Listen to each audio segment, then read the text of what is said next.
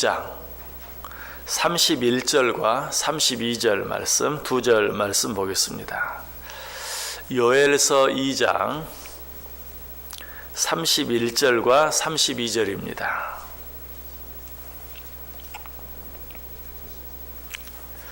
요엘서 2장 31절과 32절 두 절 말씀 우리 다 같이 한 목소리로 읽습니다. 여호와의 크고 두려운 날이 이르기 전에 해가 어두워지고 달이 핏빛같이 변하려니와 누구든지 여호와의 이름을 부르는 자는 구원을 얻으리니 이는 나 여호와의 말대로 시온산과 예루살렘에서 피할 자가 있을 것이며 남은 자 중에 나 여호와의 부름을 받을 자가 있을 것임이니라. 아멘. 자, 요엘서 시작하면서 요엘서 전체의 주제가 무엇이라고 했습니까? 그 날에 관한 것이다. 여기서 말한 그 날은 어느 날이죠? 마지막 때 임하게 될 심판의 날. 마지막 때 임하게 될 그 심판의 날이 어떤 날인가에 대해서 우리에게 말씀해 주는 책이 바로 요엘서입니다. 우리가 요엘서 1장, 2장 생각해 보았는데요. 그 생각해 본 내용을 통해서 우리는 그 사실을 이미 확인했죠. 요엘서 1장과 2장에 어떤 말이 나옵니까? 마지막 때 그 날 말세에 임하게 될 심판의 모습들에 대해서 우리에게 자세하게 말씀해 주고 있어요. 자, 우리가 요엘서 생각하면서 들은 말씀들 다시 한번 기억해 보면 그 날들은 어떤 날이라고 했습니까? 정말 무섭고 두려운 그런 심판이 임하게 될 것이다 라고 이야기하고 있어요. 먼저 요엘서 1장에 있는 말씀 가운데 몇 구절을 생각해 보면 그날이 되면 이 세상에 있는 모든 식물들까지도 다 말라 죽게 될 것이다. 요엘서 1장 12절에 나오죠. 포도나무가 시들었고 무화과나무가 말랐으며 석류나무와 대추나무와 사과나무와 밭의 모든 나무가 다 시들었으니 이러므로 사람의 즐거움이 말랐도다. 세상에 있는 모든 식물, 특별히 우리 인간들이 먹고 살아야 될 모든 식물들이 다 말라 죽고 만다. 결과적으로 어때요? 사람의 즐거움도 말랐다. 어떤 소망도 없다는 것이, 어떤 기쁨도 없다는 것이. 식물만 그렇습니까? 동물들도 예외가 아닌 것을 이야기하죠. 요엘서 1장 18절에 보면 가축이 울부짖고 소떼가 소란하니 이는 꼴이 없음이라. 양떼도 피곤하도다. 식물뿐만 아니라 동물들까지도 먹을 것이 없어서 죽어가는 그런 모습을 보게 되죠. 더욱더 무서운 것은 그날이 되면 어떤 일이 일어날 것이라고요? 하나님께 드리는 모든 제사마저도 끊어지게 될 것이다. 이스라엘의 역사를 보면 어려운 때가 너무나 많았어요. 그렇지만 제 아무리 어려운 때라 할지라도 하나님께 드리는 제사가 끊어진 적은 없었어요. 그런데 이제는 하나님께 드릴 제물마저도 없어져서 하나님께 제사마저도 드릴 수 없는 그런 형편이 되고 만다. 요엘서 1장 13절에 나오죠. 제사장들아 너희는 굵은 배로 동이고 슬피 울지어다. 제단에 수종드는 자들아 너희는 울지어다. 내 하나님께 수종드는 자들아 너희는 와서 굵은 베옷을 입고 밤이 새도록 누울지어다. 이는 소제와 전제를 너희 하나님의 성전에 드리지 못함이로다. 소제와 전제를 너희 하나님의 성전에 드리지 못함이로다. 아직까지 이런 적은 없었는데 마지막 때 그날 말세 심판이 때가 임하게 되면 이런 일도 생기게 될 것이다. 그래서 요엘서 1장에 나타난 이런 심판의 무서운 날에 대해서 결론적으로 가장 잘 표현해주고 있는 말이 요엘서 1장 4절 말씀이 팥중이가 남긴 것을 메뚜기가 먹고 메뚜기가 남긴 것을 느치가 먹고 느치가 남긴 것을 황충이 먹었도다. 자, 이 말씀 설명을 드렸죠. 이 말씀의 의미가 무엇이라고요? 메뚜기 떼가 한 번 지나가고 두 번 지나가고 세 번 지나가고 네 번 지나가서 결국은 남은 것이 하나도 없는, 먹을 곡식만 없어지는 것이 아니라 그 곡식 이파리까지도 하나도 남지 아니하고 사글이 없어지고 마는 그런 때가 오게 될 것이다 라고 이야기하고 있어요. 자, 이 말씀이 1장에서 끝나지 않죠. 2장에도 계속되고 있어요. 2장 3절 보시면 불이 그들의 앞을 사르며 불꽃이 그들의 뒤를 태우니 그들의 예전의 땅은 에덴 동산 같았으나 그들의 나중의 땅은 황폐한 들 같으니 그것을 피한 자가 없도다. 그 아름다운 땅이 황폐한 땅과 같이 되어서 그 재난, 그 시련, 그 어려움을 피한 자가 없다. 또 2장 10절에도 그 앞에서 땅이 진동하며 하늘이 떨며 해와 달이 캄캄하며 별들의 빛을 거두도다. 여기 보면 하늘이 떨고 해와 달이 캄캄하고 별들이 빛을 거둔다. 이것은 그날에 임하게 될 심판에서 자유로울 자가 한 사람도 없다.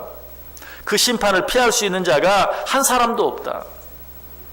이 장에도 이런 말씀으로 가득 차 있는데 역시 그 많은 말씀들 가운데서 결론적인 말씀 한 구절을 고른다면 2장 2절 말씀을 생각할 수 있어요. 곧 어둡고 캄캄한 날이요 짙은 구름이 덮인 날이라. 새벽빛이 산 꼭대기에 덮인 것과 같으니 이는 많고 강한 백성이 이르렀습니다. 이와 같은 것이 옛날에도 없었고 이후에도 대대에 없으리로다. 자, 이때 임하게 될 그런 어려움을 뭐라고 말하고 있어요? 이런 날은 이전에도 없었고 이후에도 없을 것이다. 그때 임하게 될 심판은 전무후무한 심판이 될 것이다. 지금까지 있었던 그 어떤 심판보다도 무서운 심판, 앞으로 일어나게 될 그 어떤 심판보다도 무서운 심판이 될 것이다 라고 이야기하고 있어요. 자, 우리가 이런 말씀들을 요엘서 1장과 2장을 통해 생각해 보았어요. 자, 이런 말씀들을 들으면서 여러분들은 어떤 생각을 하셨습니까? 여러분들은 어떤 다짐들을 하셨습니까? 이처럼 무서운 심판들에 대해서 우리들에게 예언해 주는데도 우리들의 마음속에 아무런 변화가 일어나지 않았다면, 아니 우리들의 삶 가운데 아무런 변화가 일어나지 않았다면 그건 어떻습니까? 우리들에게 문제가 있는 것이, 하나님께서 이토록 무섭게 우리에게 말씀하시는데도 우리의 마음속에 아무런 변화가 없고 또 우리의 삶 속에 아무런 변화가 일어나지 않는다면 우리는 정말 하나님의 말씀을 무시하는 것이, 아니 하나님 자신을 무시하는 것이, 이런 말씀들을 들으면서 내가 어떤 생각을 했는지 다시 한번 돌이켜볼 수 있어야 돼요. 아니 지금이라도 마지막 날이 그토록 무서운 날이 된다면, 마지막 심판의 때가 그토록 무서운 심판이 임하게 된다면 우리는 지금부터라도 우리의 삶을 어떻게 살아야 될 것인가 생각해 볼 수 있어야 돼요. 이 심판이 임하게 되면 그 심판을 피할 자가 한 사람도 없다고 그랬어요. 시편 130편 3절에 여호와여 주께서 죄악을 지켜보실진데 주여 누가 서리이까. 우리는 우리의 죄를 다 알지 못해요. 나는 저 사람의 죄를 다 알지 못해요. 저 사람은 내 죄를 다 알지 못해요. 그러나 하나님은 다 아세요. 우리의 죄를 우리의 죄대로 하나님이 심판하신다면 이 땅에 그 심판을 감당할 수 있는 자가 한 사람도 없다. 시편 76편 7절에도 주께서는 경외받을 이시니 주께서 한번 노하실 때에 누가 주의 목전에 서리이까. 하나님께서 우리의 죄에 대해서 진노하실 때 누가 그 목전에 똑바로 서 있을 수 있겠느냐, 누가 그 심판을 피할 수 있겠느냐. 한 사람도 그 심판을 피할 수 없을 것이다 라고 말하고 있어요. 그런데 주님께서는 어떻게 해주셨습니까?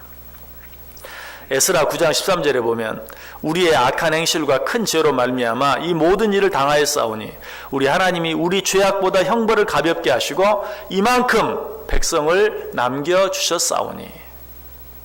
참으로 놀랍고 참으로 감사한 것은 하나님께서 우리를 우리의 죄대로 심판하시면 이 세상에 살아남을 자가 한 사람도 없는데 하나님께서는 우리를 우리의 죄대로 갚지 아니하시고 우리의 죄대로 우리를 형벌하지 아니하시고 우리의 형벌을 가볍게 해주시사 우리를 남겨주셨다는 사실이.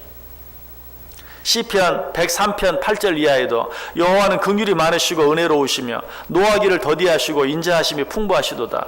자주 경책하지 아니하시며 노를 영원히 품지 아니하시리로다. 우리의 죄를 따라 우리를 처벌하지는 아니하시며 우리의 죄악을 따라 우리에게 그대로 갚지는 아니하셨느니. 무슨 말입니까?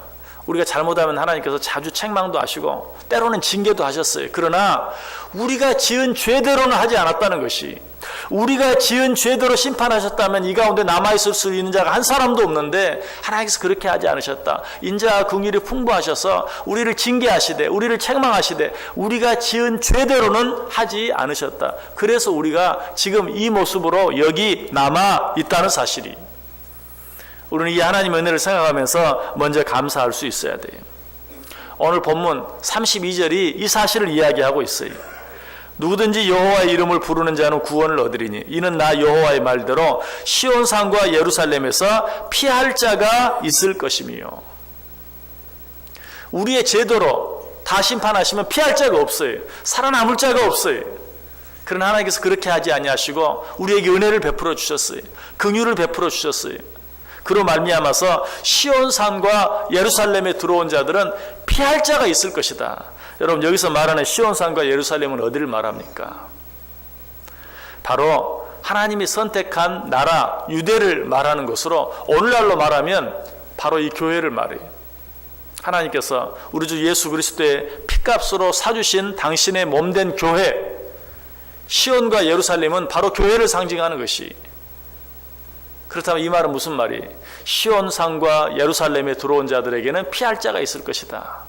하나님께서 당신 하나밖에 없는 아들 예수 그리스도의 피값으로 사신 주의 몸된 교회에 들어온 자들, 무슨 말이죠? 예수 그리스도를 믿는 자들, 그들에게는 마지막 심판의 때에 피할 길이 있을 것이다.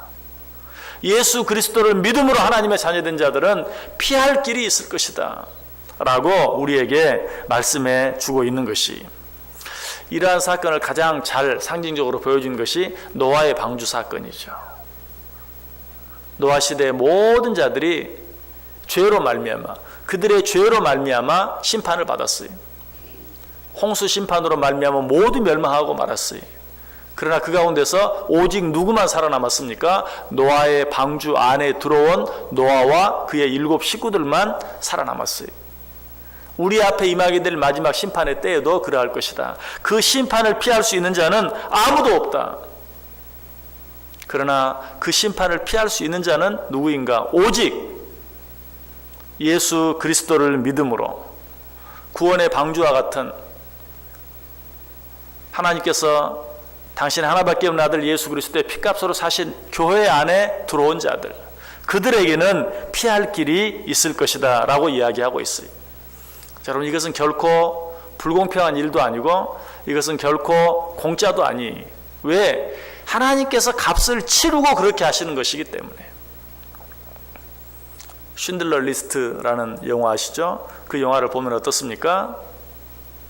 쉰들러가 자기의 돈으로 마땅히 죽을 수밖에 없는 자들을 사는 것을 보죠. 여러분, 이것은 공평한 것이, 우리 주님께서도 그렇게 하셨다.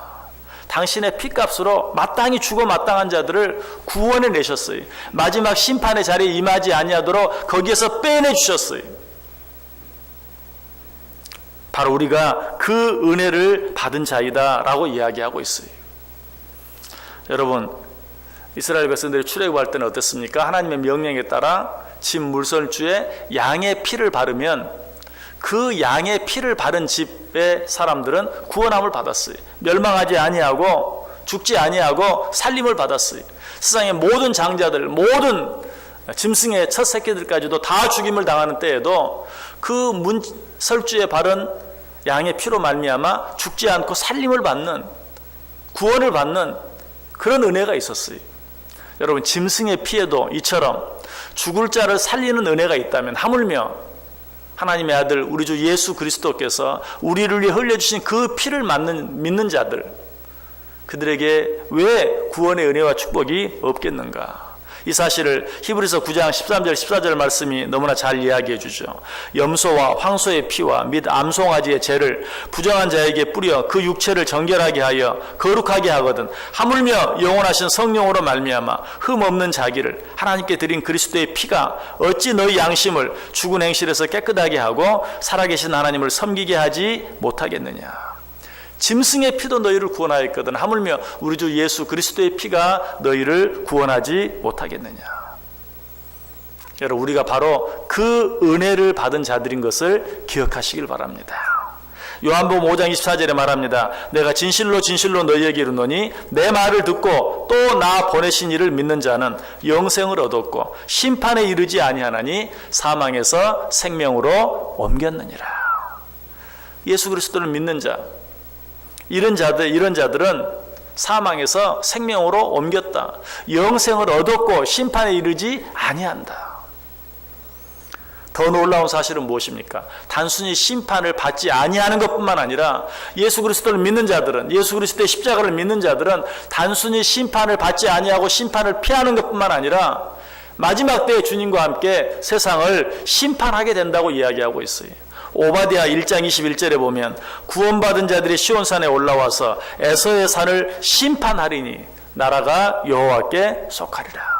예수 그리스도를 믿는 자들은 자기만 심판을 피하는 것이 아니라 주님과 함께 세상을 심판하게 될 것이다 라고 이야기하고 있어요. 얼마나 놀라운 은혜요? 얼마나 놀라운 축복입니까? 여러분, 우리가 이 은혜와 축복을 받은 자들이라는 사실을 기억하시길 바랍니다. 우리는 이제 두려워할 필요가 없어요. 여러분, 제 아무리 악한 사탄 마귀도 우리를 힘들게 하고 괴롭게 할 수는 있지만 우리를 영원히 망하게 할 수는 없어요. 우리를 영원히 쓰러뜨릴 수는 없어요. 예수 그리스도를 믿는 자들은 심판을 피할 수 있는 권세와 축복이 주어졌어요. 아니, 세상을 심판할 수 있는 권세가 주어졌어요. 우리는 그 은혜와 축복을 받은 자들이 이 세상을 어떻게 살아야 되겠습니까? 두려움에 떨며 살아갈 것이 아니라 주님께 주신 이 은혜를 생각하면서 담대하게 항상 기뻐하며 감사하며 찬송하며 무엇보다도 구원을 받은 자답게 더 이상 죄악 가운데 속하지 아니하고 예수 그리스도의 은혜로 예수 그리스도의 십자가의 피로 말미암아 구원을 받은 자답게 거룩한 삶을 살며 하나님을 기쁘시게 하고 하나님을 찬송하고 세상의 빛과 소금의 역할을 감당하며 살아야 된다. 왜? 우리는 이미 구원의 축복을 받은 자들이, 하나님의 나라의 백성 될 자들이 그 은혜를 받은 자들답게 담대하게 거룩하게 기뻐하며 감사하고 찬송하며 살아갈 수 있어야 된다. 오늘 본문 32절 다시 한번 보세요. 누구든지 여호와의 이름을 부르는 자는 구원을 얻으리니 이는 나 여호와의 말대로 시온산과 예루살렘에서 피할 자가 있을 것이며 남은 자 중에 나 여호와의 부름을 받을 자가 있을 것임이니라. 아직도 내 안에 회개하지 못한 자가 있습니까? 주님의 십자가 앞에 나아가십시오. 내 안에 내 힘으로 감당할 수 없는 어려운 문제나 어려운 시련들, 아픔들, 고통들이 있습니까? 주님의 십자가 앞에 내려놓으시길 바랍니다. 그렇게 하기만 하면 우리 주님께서 어떤 일들, 어떤 문제들 가운데서도 우리를 피할 수 있게 해주시겠다. 구원의 은혜와 축복을 받은 자들답게 이 하루 주님의 십자가 바라보며 담대하게 믿음 안에서 승리하며 살아갈 수 있는, 어떤 두려움도 없이 기뻐하며 찬송하며 감사하며 살아갈 수 있는 저와 여러분 또 복된 하루 꼭 되실 수 있기를 주님의 이름으로 간절히 축원합니다. 기도하겠습니다.